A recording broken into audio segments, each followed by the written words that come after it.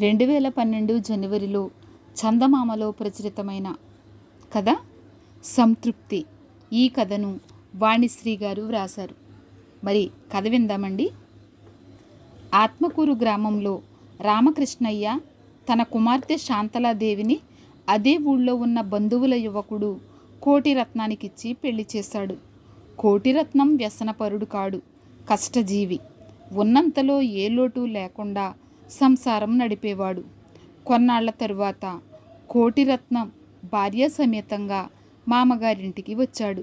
మామయ్య, నేను ఊరు విడిచి మన రాజధాని విజయనగరం వెళ్ళి ఏదైనా వ్యాపారం చేద్దామని అనుకుంటున్నాను అన్నాడు. రామకృష్ణయ్య ఆశ్చర్యపోయి, నీకు మన ఊళ్ళో ఏం లోటున్నది? పొలం సాగు చేసుకుంటూ హాయిగానే ఉన్నావు కదా అని అడిగాడు. ఆ మాట నిజమే, కానీ నాకు ఇక్కడ జీవితం యాంత్రికంగా ఉండి చాలా విసుగు పుడుతోంది. ఎన్నాళ్ళున్నా గొర్రె తోక బెత్తడే అన్నట్లు పండే పంట భుక్తికి జరిగిపోతున్నది. చేతిలో డబ్బు ఏమీ మిగలటం లేదు. అందుకే పట్నం వెళ్ళి ఏదైనా చిన్న వ్యాపారం చేసి డబ్బు సంపాదించాలనుకుంటున్నాను అన్నాడు కోటిరత్నం. నీకు ఇది వరకు వ్యాపారంలో ఏం అనుభవం ఉన్నది? ఎవరి ఆపు లేకుండా నగరంలో ఏం వ్యాపారం చేస్తావు అని అల్లుడిని ప్రశ్నించాడు రామకృష్ణయ్య.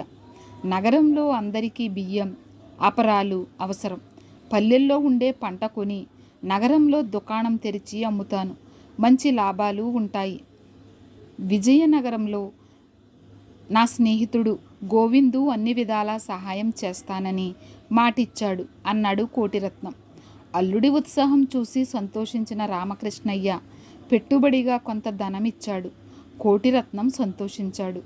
తండ్రి నిరుత్సాహపరచకుండా భర్తని ప్రోత్సహించినందుకు శాంతలాదేవి కూడా ఆనందపడింది. సంవత్సరం గడిచింది. అల్లుడిని సంక్రాంతి పండుగకు ఆత్మకూరు రమ్మని రామకృష్ణయ్య కబురు చేశాడు.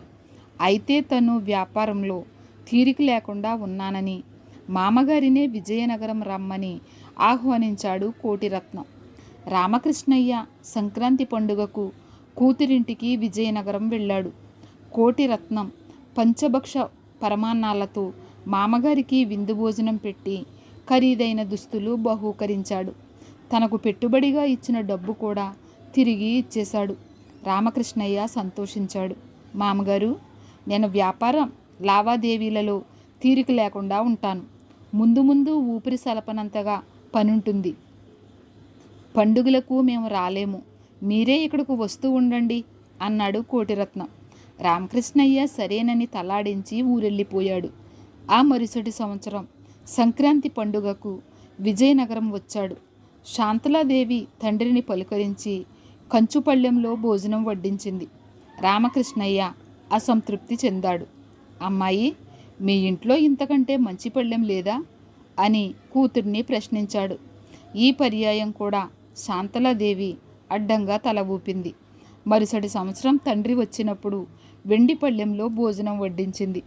మామగారు ఇప్పుడు ఏమంటాడో చూద్దామని దూరంగా నిలబడి కుతూహలంతో గమనించసాగాడు కోటిరత్నం. కానీ రామకృష్ణయ్య ముఖంలో ఏమాత్రం తృప్తి కనిపించలేదు. అమ్మాయి, మీ ఇంట్లో ఇంతకంటే మంచి పళ్ళెం లేదా అని ప్రశ్నించడంతో శాంతలాదేవి బిత్తరపోయింది. కోటిరత్నం తలపట్టుకున్నాడు. మామగారు వెండి పళ్ళెంలో వడ్డించిన ఎందుకు తృప్తి పడటం లేదో అతనికి అర్థం కాలేదు. మళ్ళీ సంక్రాంతి పండుగ వచ్చింది. రామకృష్ణయ్య విజయనగరం వచ్చాడు అల్లుడి పిలుపు అందుకుని. శాంతలాదేవి తళతళా మెరిసిపోతున్న బంగారు పళ్ళెంలో భోజనం వడ్డించి తండ్రి ప్రక్కనే కూర్చుని విసురుతూ ఉంది. కోటిరత్నం మళ్ళీ దూరంగా నిలబడి ఈసారైనా మామగారు తృప్తి పడతారా లేదా అని గమనిస్తున్నాడు. అమ్మాయి, మీ ఇంట్లో ఇంతకంటే మంచి పళ్ళెం లేదా అని కూతుర్ని యథావిధిగా ప్రశ్నించాడు.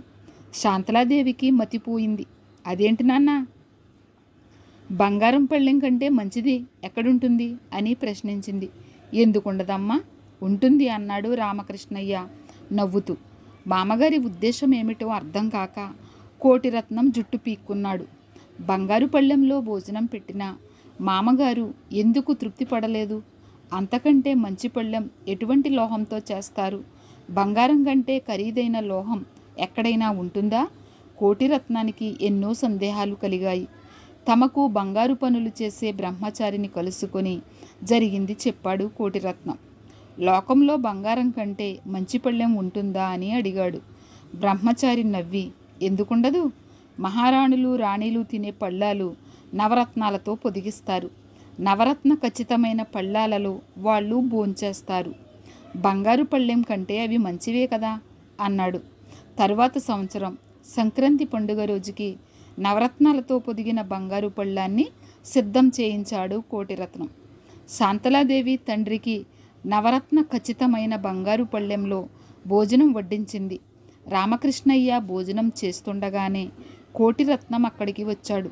మామగారు, ఎంతకంటే మంచి పళ్ళెం చేయించటం నా వల్ల కాదు. మహారాజులు కూడా ఇటువంటి నవరత్న ఖచ్చితమైన పళ్ళెంలోనే భోజనం చేస్తారు అని ముందుగానే అన్నాడు కోటిరత్నం. రామకృష్ణయ్య అందుకు పెద్దగా నవ్వి, నా ఉద్దేశం మీకు అర్థం కాలేదు. సంపాదనను బట్టే ఇంట్లో సౌకర్యాలు మెరుగుపడుతూ ఉంటాయి. మీరు తినే కంచం విలువ పెరుగుతూ ఉందంటే మీ వ్యాపారం బాగా సాగుతూ ఉందనే కదా అర్థం.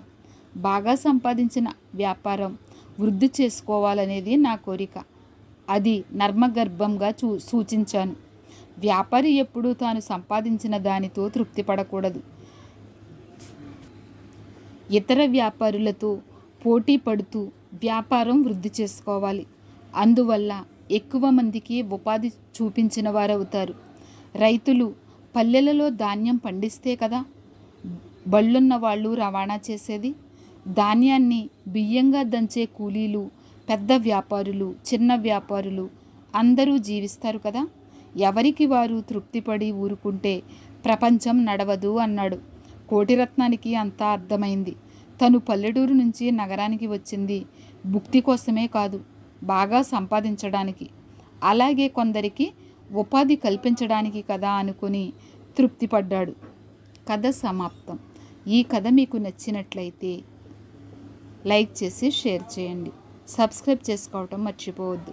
ఉంటానండి.